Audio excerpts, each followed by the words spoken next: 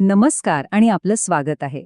आज आपण धम्मपदाच्या पानांमधून एका अशा कथेचा शोध घेणार आहोत, जी हजारो वर्षांपासून साधकांना मार्गदर्शन करते आहे. ही कथा फक्त शब्दांची नाहीये, तर ती आहे कर्माच्या त्या अदृश्य धाग्यांची, जी आपल्या नकळत आपलं जीवन विणत असतात. हो, आणि ही कथा एका खूप मूलभूत मानवी प्रश्नाला हात घालते, की मी केलेल्या वाईट गोष्टींचं फळ मला लगेच का मिळत नाही? आपण सगळेच कधी ना कधी या विचाराला सामोरे जातो, नाही का? आपल्याला वाटतं की आपण सुटलो, निसटलो. पण ही प्राचीन शिकवण आपल्याला सांगते की कर्माची आग ती राखेखाली धगधगतच राहते. चला तर मग कर्माच्या या धगधगत्या राखेचा अर्थ आज उलगडून पाहूया. ही फक्त एक ओळ नाही, हा एक आरसा आहे. यात आपल्याला आपला स्वभाव दिसतो. एखादं चुकीचं कृत्य केल्यावर जेव्हा लगेच काहीच होत नाही, तेव्हा आपल्या मनात एक सूक्ष्म अहंकार जागा होतो. बघा, काहीच झालं नाही, आपण सुटलो, असं वाटायला लागतं. पण ही ओळ आपल्याला थांबवते. ती विचार करायला लावते की परिणाम दिसत नसला तरी तो अस्तित्वात नाही का? अहो, जमिनीत पेरलेलं बी काही लगेच झाड बनत नाही, पण त्याची प्रक्रिया तर सुरू झालेलीच असते. कर्माचंही अगदी तसंच आहे. ही ओळ आपल्याला त्या अदृश्य पण अटळ प्रक्रियेबद्दल विचार करायला भाग पाडते. आपला आजचा प्रवास या 5 टप्प्यांमधून उलगडेल. आपण गिद्धकूट पर्वताच्या शिखरावरच्या एका गूढ स्मितहास्यापासून सुरुवात करणार आहोत. मग एका भयानक प्रेताच्या कहाणीत शिरू आणि तिथून धम्मपदाच्या प्राचीन ज्ञानाचा अर्थ शोधू.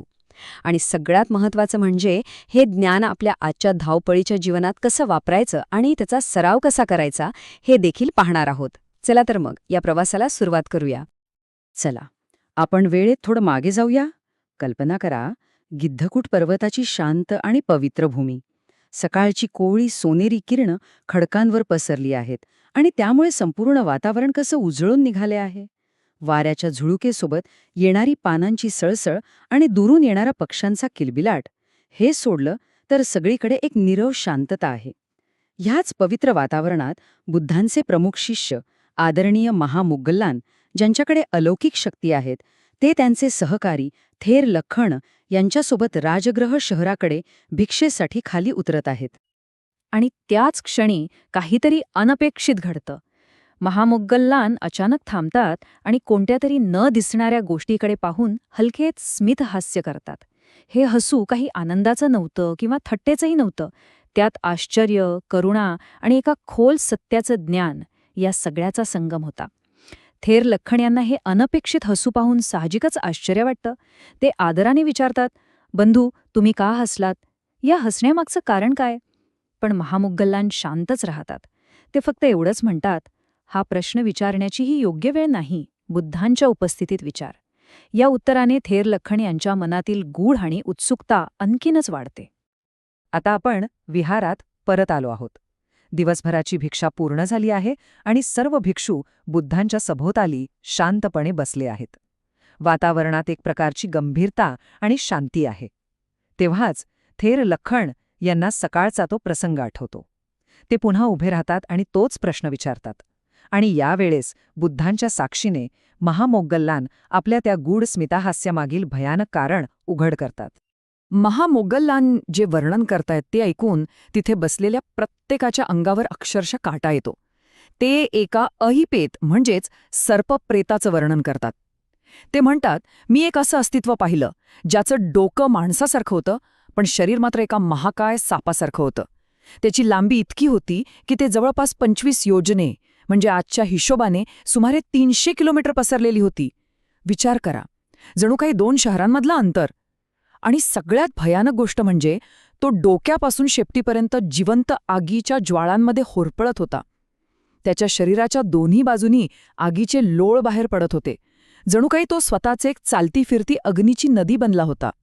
जेव्हा महामोग्गल्लान आपलं बोलणं संपवतात, तेव्हा संपूर्ण सभेत एक भयानक शांतता पसरते. तेव्हा स्वतः बुद्ध त्या दृश्याला दुजोरा देतात. ते म्हणतात, मोग्गल्लान जे सांगत आहे ते अक्षरशः सत्य आहे. मी स्वतः हेच प्रेत माझ्या ज्ञानप्राप्तीच्या दिवशी बोधिवृक्षाखाली पाहिलं होतं. ते पुढे सांगतात, पण मी इतके दिवस याबद्दल काहीच बोललो नाही, कारण मला माहीत होतं की काही लोक यावर विश्वास ठेवणार नाहीत. आणि अशा सत्यावर अविश्वास ठेवणं हे त्यांच्यासाठी आणखी अकुशल कर्म निर्माण करू शकतं. केवळ त्यांच्याप्रती असलेल्या करुणेपोटी मी गप्प राहिलो. बुद्धांच्या या शब्दांमुळे त्या दृश्याची गंभीरता आणि सत्यता आणखीनच गडद होते. आता प्रश्न पडतो की हा सर्पप्रेत होता तरी कोण? बुद्ध सांगतात की तो पूर्वी एका जमीन मालकाच्या रूपात याच प्रदेशात राहत होता. ही कथा केवळ एका दुष्ट व्यक्तीची नाहीये. आपण त्या जमीन मालकाच्या मानसिकतेचा विचार करूया. तो एक सामान्य माणूस होता, ज्याला आपल्या शेताची, आपल्या रोजीरोटीची चिंता होती.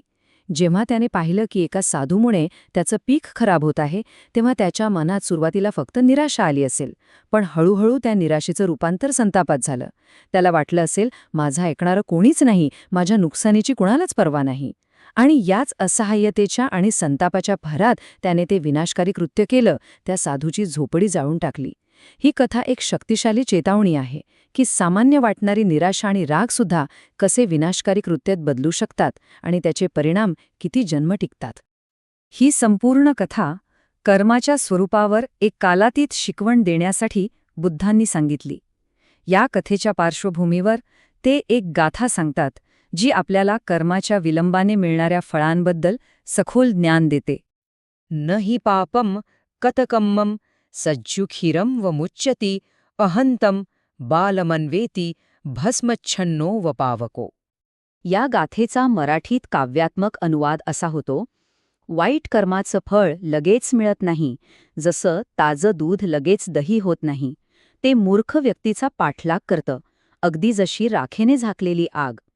या गाथेत बुद्ध आपल्याला 2 सुंदर आणि शक्तिशाली रूपकं देतात. एक म्हणजे हळूहळू दही बनणारं दूध आणि दुसरं म्हणजे राखेखाली धगधगणारे निखारे. ही रूपकं आपल्याला सांगतात की परिणाम अटळ आहेत, जरी ते आपल्या डोळ्यांना लगेच दिसत नसले तरी. इथे पावको हा पाली शब्द खूप महत्वाचा आहे. याचा सामान्य अर्थ अग्नी असा होतो, पण त्याचा मूळ धातू पू म्हणजे शुद्ध करणे. त्यामुळे पावको म्हणजे केवळ जाळणारी आग नाही, तर शुद्ध करणारी शक्ती. याचा अर्थ कर्माचं फळ केवळ शिक्षा म्हणून येत नाही, तर ती एक शुद्धीकरणाची प्रक्रिया आहे. ती आग त्या वाईट कर्माला आणि त्याच्या मुळाशी असलेल्या अज्ञानाला जाळून नष्ट करते. पण ही प्रक्रिया त्या कर्त्यासाठी अत्यंत वेदनादायी असते, जशी त्या सर्पप्रेताची अवस्था होती. ही 2 रूपकं एकत्र मिळून कर्माच्या स्वरूपाचं एक परिपूर्ण चित्र तयार करतात. दुधाचं दही होणं हे सांगतं की परिणाम अटळ आहे आणि तो एका नैसर्गिक, जैविक प्रक्रियेनुसार हळूहळू घडतो. तर राखेखालील निखारे आपल्याला सांगतात की जरी वरवर सर्व शांत दिसत असलं, तरी आतमध्ये एक धोकादायक, सक्रिय आग धगधगत असते. ती केवळ शांत बसलेली नाही, तर ती कर्त्याचं सतत पाठलाग करते. अगदी बरोबर. एक रूपक आपल्याला केव्हा घडेल याबद्दल सांगतं, म्हणजे लगेच नाही, पण कालांतराने. तर दुसरं रूपक कसं घडेल हे स्पष्ट करतं, म्हणजे छुप्या पद्धतीने पण सतत जाळत राहून. परिणाम केवळ उशिरा येत नाही, तर तो सक्रियपणे कर्त्याला आतून पोखरत राहतो. बरं, आता प्रश्न असा आहे की 2500 वर्षांपूर्वीची ही शिकवण आजच्या आपल्या जीवनाला कशी लागू होते? चला, या प्राचीन ज्ञानाला आपल्या आधुनिक जगाच्या संदर्भात पाहूया. विचार करा, कामाच्या ठिकाणी रागाच्या भरात पाठवलेला एक ईमेल. पाठवताना कदाचित याला धडा शिकवला असं समाधान मिळेल, पण तो ईमेल तिथेच राहतो. तो वाचला जातो, फॉरवर्ड होतो आणि हळूहळू आपल्या व्यावसायिक संबंधांमध्ये विष कालवतो, अगदी जसं दूध हळूहळू नासतं. किंवा आपली डूम स्क्रोलिंगची सवय घ्या. प्रत्येक वेळी थोडंसं स्क्रोल करणं निरुपद्रवी वाटतं, पण ते छोटे छोटे क्षण एकत्र येऊन आपली एकाग्रता, आपली मानसिक शांतता आणि आपला बहुमूल्य वेळ खाऊन टाकतात. आणि जुना द्वेष, तो तर राखेखालील निखाऱ्यासारखाच आहे.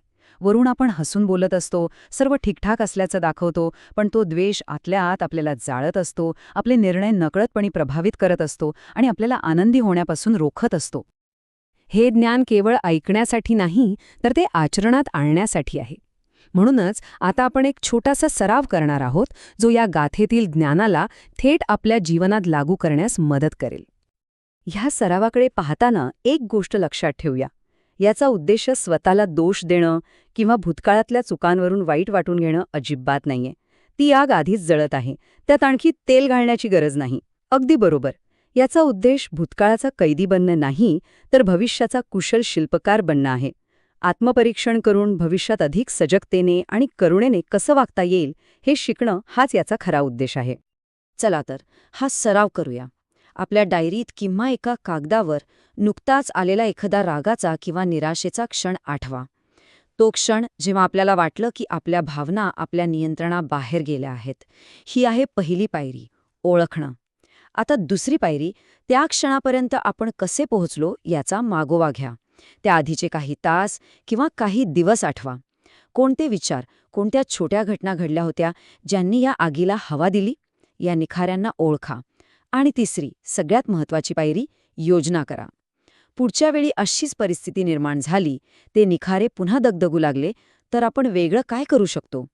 कोणती एक छोटी पण कुशल कृती आपल्याला त्या विनाशकारी प्रतिक्रियेपासून वाचवू शकते? कदाचित फक्त 5 मिनिटे शांत बसणं किंवा एका मित्राशी बोलणं. ते लिहा. हा सराव आपल्याला आपल्या कर्माचे मालक बनण्यास मदत करेल. तर आज आपण काय शिकलो? सर्पप्रेताच्या कथेतून गाथेच्या ज्ञानापर्यंत आणि आधुनिक सरावापर्यंत एकच धागा आहे. तो धागा म्हणजे आपल्या प्रत्येक कृतीत, प्रत्येक विचारात एक सुप्त ऊर्जा असते, एका निखाऱ्याप्रमाणे. ही ऊर्जा सकारात्मक किंवा नकारात्मक असू शकते. आपण कोणत्या ऊर्जेला, कोणत्या आगीला खतपाणी घालत आहोत याबद्दल सजग राहणं हेच खरं ज्ञान आहे. जाता जाता एक विचार प्रत्येकाने स्वतःसाठी करायचा आहे. ही प्राचीन शिकवण आज आपल्यासमोर एक वैयक्तिक आणि तातडीचा प्रश्न बनून उभी आहे. आपण नकळतपणे कोणत्या आगीला खतपाणी घालत आहोत? आपल्या दैनंदिन जीवनातल्या कोणत्या निखाऱ्यांना आपण पोसत आहोत? यावर विचार करा.